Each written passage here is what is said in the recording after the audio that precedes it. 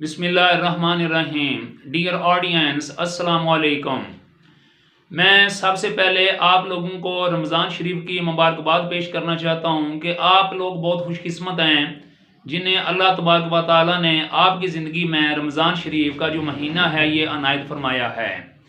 اب دیکھنا یہ ہے کہ ہم اس رمضان شریف کے مہینے سے کس قدر مستفید ہو سکتے ہیں، کیسے اللہ تبارک و تعالیٰ کے جو فضیوز و برکات ہیں اس مہینے کے وہ زیادہ سے زیادہ سمیٹ سکتے ہیں۔ تو سب سے پہلے میری گزارش یہ ہے کہ آپ اس مہینے میں 3 کام ضرور کریں۔ اس مہینے میں 3 کام جو ہیں یہ ہر ایک بندہ، ہر ایک انسان بڑی آسانی کے ساتھ کر سکتا ہے، چاہے وہ طالب علم ہے، چاہے وہ ٹیچر ہے، چاہے وہ بڑا ہے، چاہے وہ بزرگ ہے، سب کے لیے جو 3 کام ہیں یہ بہت آسان ہیں۔ تو لہٰذا آپ یہ 3 کام اگر کر لیں تو میں یہ سمجھتا ہوں کہ آپ نے رمضان شریف میں بہت کچھ پا لیا۔ نمبر 1، پہلے نمبر کام یہ ہے کہ آپ قرآن پاک کو ڈیلی ایک سپارہ جو ہے یہ ترجمے کے ساتھ پڑھ لیں۔ پہلے سپارے سے شروع کریں، قرآن پاک کو ترجمے کے ساتھ، یعنی کہ آپ ایک سپارہ جو ہے یہ ترجمے کے ساتھ پڑھ لیں۔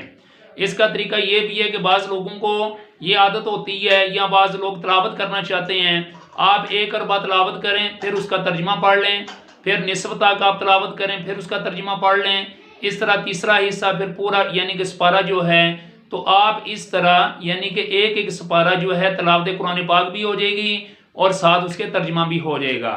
یہ کام آپ نے ضرور کرنا ہے۔ دوسرا کام آپ نے یہ کرنا ہے کہ آپ لوگوں نے جو اپنی نماز ہے، جو ہم لوگ نماز پڑھتے ہیں جس میں ثنا ہے، جس میں ہماری یعنی کہ سورہ فاتحہ ہے، سورہ اخلاص ہے، یا التحیات جسے تشہد کہتے ہیں، درود پاک ہے، آیت الکرسی ہے، یعنی کہ اس کے علاوہ دعائے قنوت ہے، یہ جتنے بھی یعنی کہ ایلیمنٹس آف نماز ہیں ان کا جو ترجمہ ہے یہ آپ لوگوں نے سیکھنا ہے۔ ان چیزوں کا جو ترجمہ ہے، کیونکہ ترجمے کے ساتھ پڑھی گی نماز ہوتی ہے، اس کے جو ثواب ہے، اس کے جو درجات ہیں، اس کا جو مقام ہے، اس کی جو فضیلت ہے وہ کئی گنا بڑھ جاتی ہے۔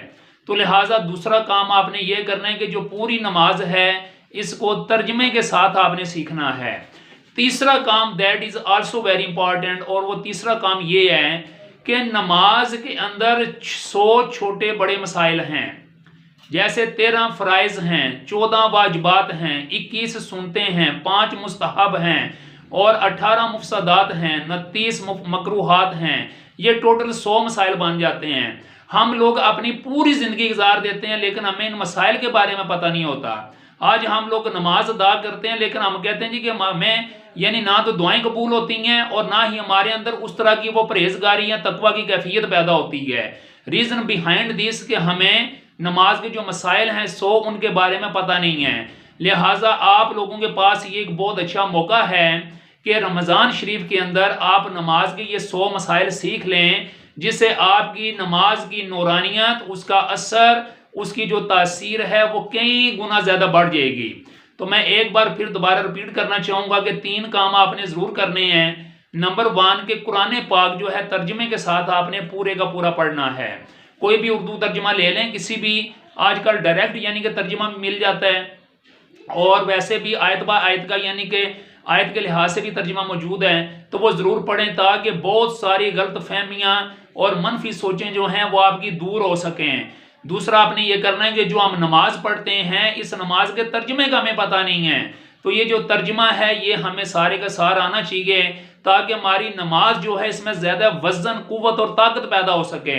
اور تیسرا جو ہے نماز کے اندر 100 مسائل ہیں، ان 100 مسائل کو ہم نے اس رمضان کے اندر سیکھنا ہے۔ میں سمجھتا ہوں کہ اگر کوئی بھی انسان یہ کام کر لیتا ہے تو وہ اس رمضان میں سمجھے کہ اس نے بہت بڑا کام کر لیا۔ اور باقی دوسرا ایریا رہ جاتا ہے حقوق العباد کا، وہ آپ سے جتنی بھی توفیق ہو سکتی ہے غریبوں کی، یتیموں کی، مساکین لوگوں کی مدد کریں، خدمت کریں، اللہ کے راستے میں دیں، لیکن جو سیکھنے کے لحاظ سے ہے وہ یہ ہے کہ قرآن پاک کا ترجمہ پڑھیں اور نماز جو ہے اس کا ترجمہ یاد کریں، اور جو نماز کے 100 مسائل ہیں جو بھی میں نے آپ کے سامنے شیئر کی ہیں وہ آپ ان کو یاد کریں۔ اس سے یقیناً انشاءاللہ آپ کی جو روحانی قوت ہے وہ انشاءاللہ بہت بڑھے گی، اور آپ سب دیکھیں گے اس کے بعد آپ جب دعا کے لیے ہاتھ اٹھائیں گے انشاءاللہ ابھی تک آپ اپنے ہاتھ واپس منہ پہ نہیں پھیریں گے کہ آپ کی انشاءاللہ دعا قبول ہو چکی ہوگی. تو اس لیے ہم نے پہلے یہ کام کرنا ہے. وہ کہتے ہیں فرسٹ ڈیزرو دین ڈیزائر. ہم لوگ یعنی کہ ڈیزائر تو بہت کرتے ہیں لیکن ڈیزرو نہیں کرتے. تو اس لیے ڈیزرو کرنے کا یہ طریقہ میں آپ کو بتا رہا ہوں کہ ہماری دعائیں اس لیے قبول نہیں ہوتی کہ ہمیں ان چیزوں کا پتہ نہیں ہے. تو مجھے امید ہے کہ آپ ان پہ عمل کریں گے، دعائیں بھی قبول ہوں گی، زندگی بھی بدلے گی، یہ دنیا بھی بدلے گی اور آخرت بھی بہتر ہوگی. Thank you very much for listening. Allah حافظ.